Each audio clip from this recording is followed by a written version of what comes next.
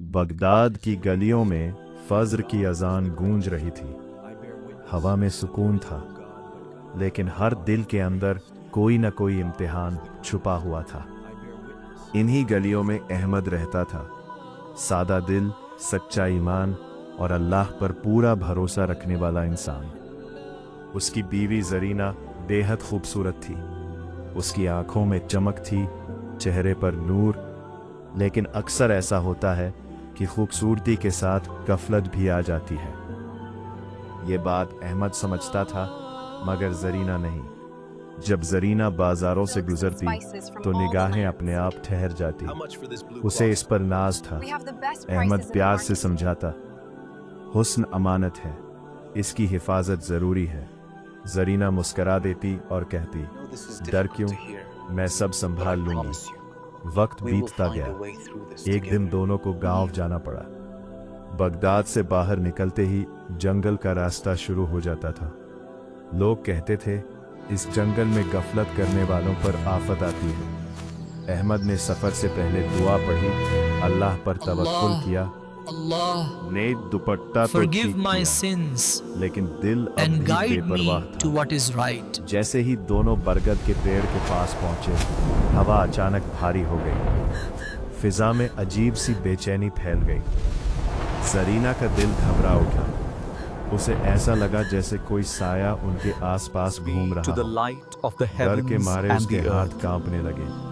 अहमद ने बिना देर किए ऊंची आवाज में जिक्र शुरू कर दिया। अल्लाह का नाम लेते ही वो साया कमजोर पड़ने लगा। हवा हल्की होने लगी। उसी पल जरीना को एहसास हुआ, खतरा जिस्म से नहीं होता, खतरा दिल की गफलत से होता है।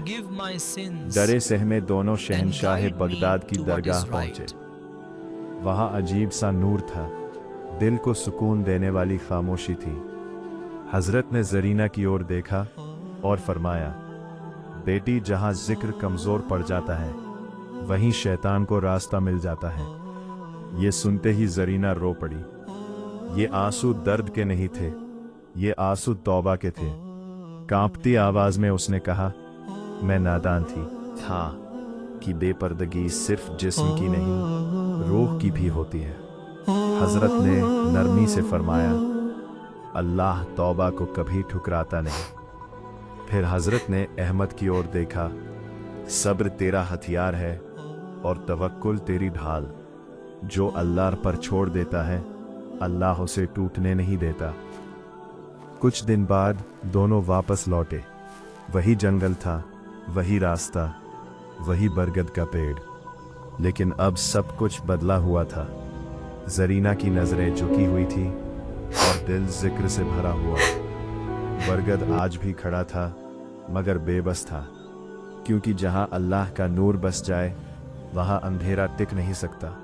जरीना अब समझ चुकी थी, असली खूबसूरती हया में होती है, असली हिफाजत जिक्र में होती है, और सबसे बड़ा सहारा अल्लाह पर भरोसा है। बगदाद की गलियां आज भी मौजूद हैं, कहानियां भी।